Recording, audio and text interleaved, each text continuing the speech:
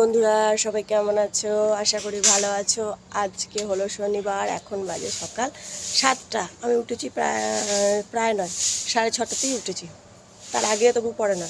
Pump চালানো হয়ে গেছে। আর এরকম কলতলা ভিজে গাছে খোল পচাতে দিয়েছিলাম, সেই জল দিয়ে দিলাম। আর দেখাই দেখো,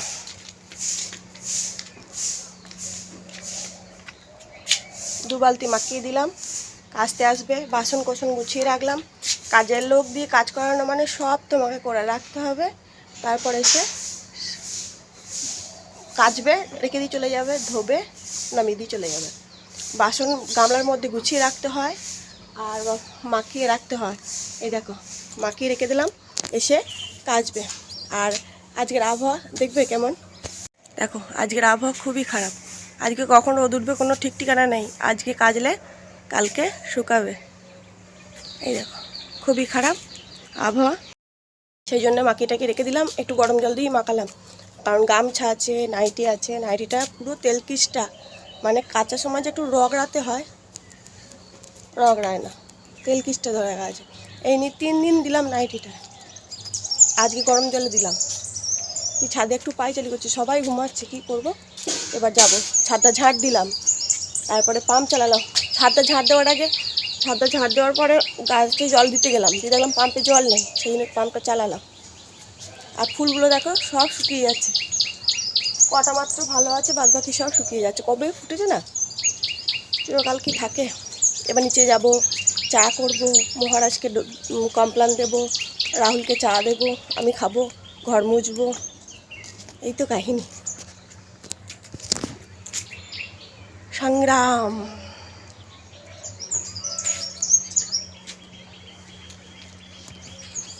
পাখিগুলো কী সুন্দর ডাকছে, কিচিরমিচির কিচিরমিচির। বাড়িতে গাছ থাকলে এটা কিন্তু ভালো, পাখি ডাক কী সুন্দর ডাকছে। সকালে আমি ভুলেই গেছি যে রাহুলের আজকে কোর্ট আছে। আমি ভেবেছি আজকে ছুটি। দিয়ে আমি ফ্রিজ পরিষ্কার করছি, ঘর দৌড় পরিষ্কার করছি। দিয়ে তারপরে মহারাজ বলছে বাবার তো কোর্ট আছে। দিয়ে আমি আবার এই দেখো ভাত বসালাম, ডাল বসালাম, পেঁয়াজ কলি ভাজবো আর পেঁপে আলুর তরকারি করবো। ও খেয়ে চলে যাবে, তারপর আবার যা করবো করবো। আমরাও মুড়ি খাবো পেঁপে আলুর তরকারি দিয়ে। নাহলে ভুলেই গেছি যে কোর্ট আছে, আমি ও মাথা থেকে বেরিয়ে গেছে। আর সকাল থেকে মানে কান্নাকাটি, চিৎকার সব করে ফেলেছি, কারণ একটু ঝামেলা হচ্ছে, পরে বলবো। হ্যাঁ, মাছের মাথাটা উঁকি মারছে, কে খাবে করছে। আজকে চিকেন, এই দেখো চিকেন এনেছে, আরও মাছ এনেছিল, মাছ ধুয়ে ডিপে রেখে দিলাম। চাটনি, বেগুন ভাজা, পেঁয়াজকলি ভাজা, ডাল, আর এদিকে হচ্ছে পেঁপে আলুর তরকারি।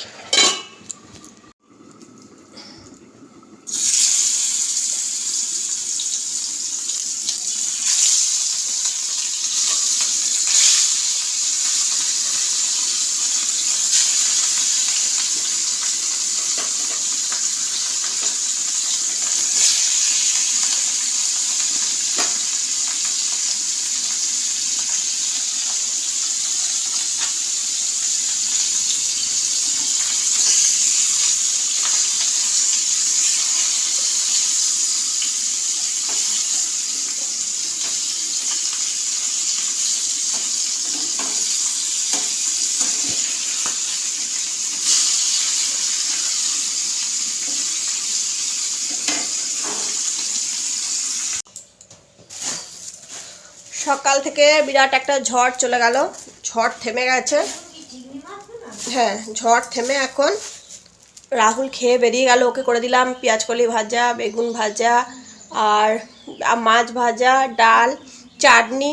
আর মহারাজকে খাই দিয়েছি মুড়ি। আমি বসলাম পেঁপে আলুর তরকারি দিয়ে মুড়ি নিয়ে, কারণ ফ্রিজে সব কিছু ছড়িয়ে ছিটিয়ে আছে, সেগুলোকে পরিষ্কার করে ধুইয়ে শুকাতে দিয়ে ওগুলোকে আবার ভরতে হবে।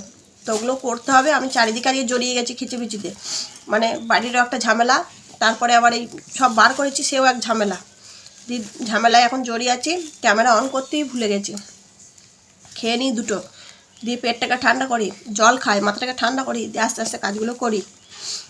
নিজের কাজ নিজেকেই সব করতে হবে। রান্নাবান্নার দিক মোটামুটি হয়ে গেছে, 1টার সময় বা 1:30টার সময় আবার রান্নাঘরে ঢুকলেই হবে। ফ্রিজটা সব বার করা আছে, ওগুলো ধুয়ে শুকিয়ে ফ্রিজে ভরি, দিয়ে চানটা করি, ব্রেনটাকে একটু রেস্ট দিতে হবে, প্রচুর চেঁচামেচি করেছি তো। দেখো সব পরিষ্কার করলাম, ধুলাম, ওই যে ফ্রিজের কভারটাও কেচে দিলাম, আবার এইগুলোও কেচে ধুয়ে দিলাম। বড় একটা কাজ হয়ে গেল। ফ্রিজ পরিষ্কার করতে গেলে অনেক টাইম নিয়ে করতে হবে, অনেক টাইম লাগে একটা একটা করে বার করা, ফ্রিজ ওয়াশ করা করে বার করতে হবে, সবজি বার করতে হবে, খাবার দাবার বার করতে হবে, তারপর সব নিয়ে এসে ধুতে হবে, সেগুলো আবার শুকাতে হবে, জায়গার জিনিস জায়গায় রাখতে হবে। চাপ আছে বস, চাপ আছে, যে কোনো কাজেই ঝামেলা আছে। তাই ছেলের পরীক্ষা শুরু হয়ে গেলে আর এসব আর হবে না, তাই করে রাখলাম। আর কভারটা ভালো। আর যারা মিশো থেকে এই এই সেটের সঙ্গে এটা কিনবে, ওইটা ওই ফ্রিজের পাতার কভারটা যেটা দেখিয়েছিলাম, পাতে যেটা বাজে ধুলে রঙ উঠে যাচ্ছে, আর খুবই পাতলা, একটু স্ট্যান্ডার্ড নিও। আমারটা একটু কম দামি তো। দেখো শুধু মাছ এনে মাংস এনে ঢোকানো হয়েছে, আর বাদ বাকি সব বার করে দিয়েছি, আর ফুল একদম ওয়াশ করে নিয়েছি, সব পরিষ্কার করে নিয়েছি। কেমন পরিষ্কার হয়েছে বলো? ওই দেখ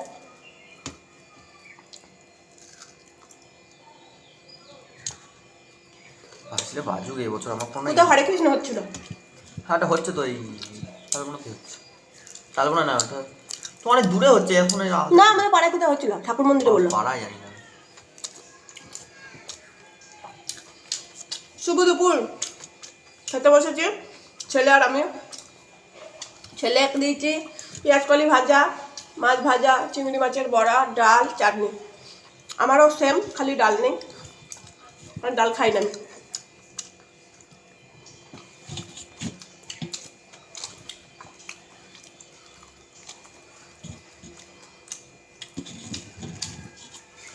আর দিনটা যে কীভাবে কাটলো কি বলবো বন্ধুরা, বিশাল মানুষের চাপের দিকে গেলাম। সেটাই আমার কুষ্টিতে বলেছিল না, কুষ্টি বলছি যেতে বিপদ হবে, বিবাদ বিবাদ বিবাদ হয়ে গেল।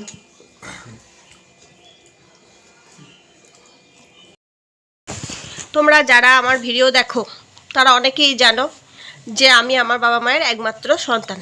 তো সেই জন্য আমার বাপের বাড়িতে সরকারি ঘর হচ্ছে, সেই ঘর হওয়াতে মানে পাড়া প্রতিবেশী জায়গা জায়গায় করে একটা ঝামেলা চলছে। সেই ঝামেলায় হচ্ছে যে ঘরটা বন্ধ হয়ে যাচ্ছে বারবার, সেই নিয়ে মাথায় খুব চাপ, চেঁচামেচি করেছি, আবার কান্নাকাটিও করেছি। কারণ কান্নাকাটি করেছি এই জন্য যে মেয়ে হয়ে জন্মেছি বলে আজকে বাবার সমস্যায় গিয়ে দাঁড়াতে পারছি না, বাবার হয়ে কিছু করতে পারছি না। আজকে যদি একটা ছেলে থাকতো তাহলে বাবার তো এত সমস্যা হতো না, তাহলে বাবার পাশে দাঁড়াতো, বাবার হয়ে কথা বলতো, লড়াই করতো, পাড়া প্রতিবেশীদের সঙ্গে সব কিছু করতে পারতো।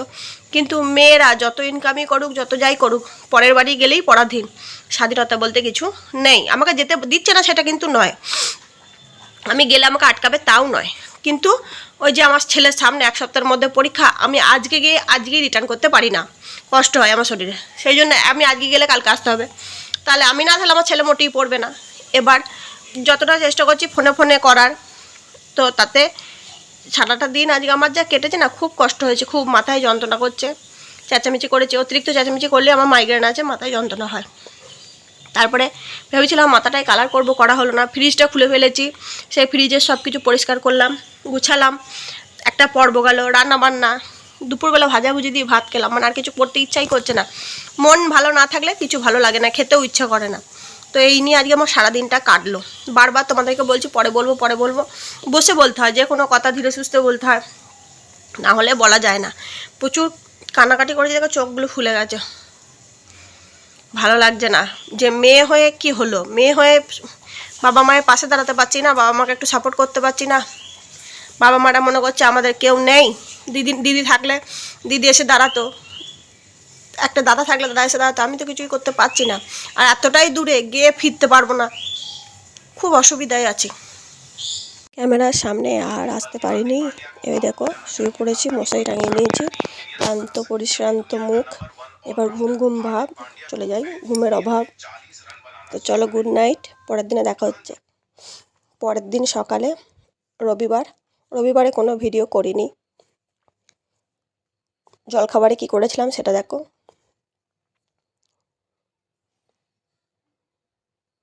এই হলো টিফিন। আর দুপুরে সেরকম কিছুই রান্না করিনি, ওই গোজাতালি দিয়ে চলে গেছে। তো চলো আজকের মতো ভিডিওটা এখানে শেষ করা যাক। সবাই ভালো থেকো, সুস্থ থেকো, নিজ শরীরে খেয়াল রেখো আর আমার পাশে থেকো। আর ভিডিওটা দেখে কেমন লাগলো সেটা কমেন্টের মাধ্যমে জানিও। আর সরস্বতী পুজোর ভিডিও আসবে, দেখো কেমন লাগছে বলো। কানলার সবথেকে বড় পুজো সরস্বতী পুজো। আর কদিন ভিডিও আর করবো না, দেবও না, এমনিও করি না খুব একটা ভালো মতন।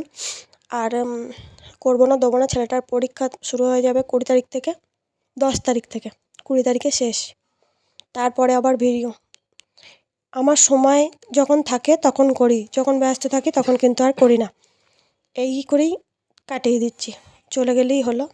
ভালো লাগে তাই করি, কিছুর আশাই করি না টাকা পাবো বা কিছু হবে এই ভেবে করি না। ভালো লাগে তাই করি, ক্যামেরাবন্দি যখন থাকবো না স্মৃতিগুলো থাকবে। তো চলো আজকের মতো টাটা।